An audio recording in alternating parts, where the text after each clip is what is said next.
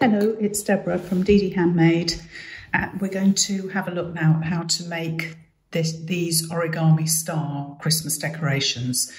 These ones I've made out of music, old music, but you could quite easily use maps. So I've got one made out of a map here, or old Christmas paper.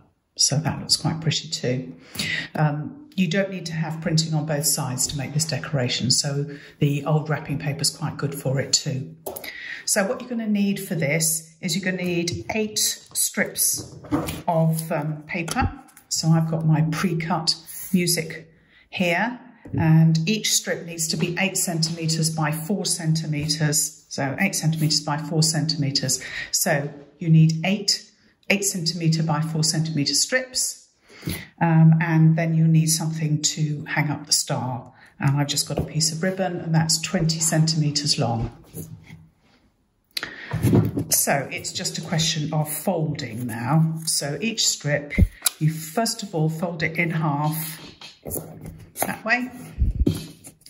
And then with the open bit at the top, you fold each corner in.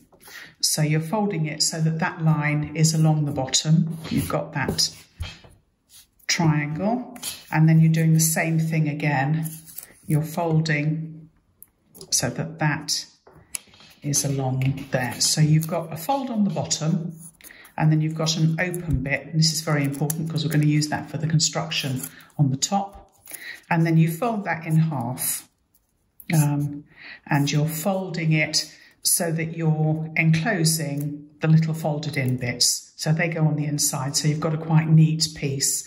And this is what you're going to see. So if you're looking at getting, you know, a nice bit of music, or checking you haven't got any words that you wouldn't want to see on a Christmas decoration, this is the bit that you need to look at.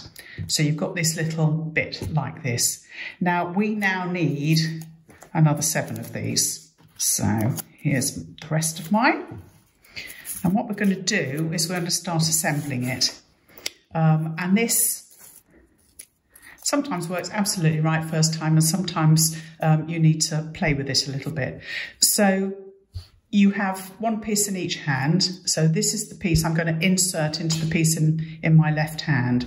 And we want to get the point into that little bit, that little gap there. So the bottom point needs to go in there, and the top point needs to go into the little gap at the top. So I'm hoping you can see that. And then they need to go in like that. And you carry on round doing this. So I'm putting the bottom point in there, and then the top point in there. You're going to carry on round doing this until you've got 8. So I've got this one done. I've got all my 8 pieces in, and then you just do the final one in the same way. So the point goes into the bottom there, and the point goes into the top there.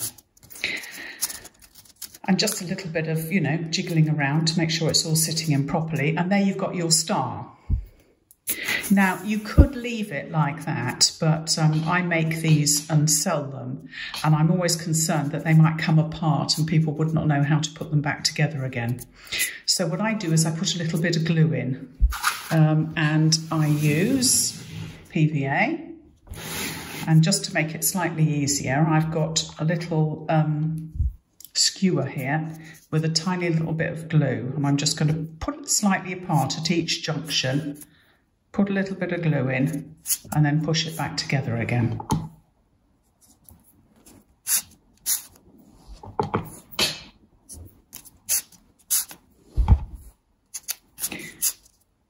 Let's just pretend I've done all 8 of those. And then I'm just going to do a little bit of dabbing to make sure I haven't got any glue outside, although it will dry clear, PVA glue.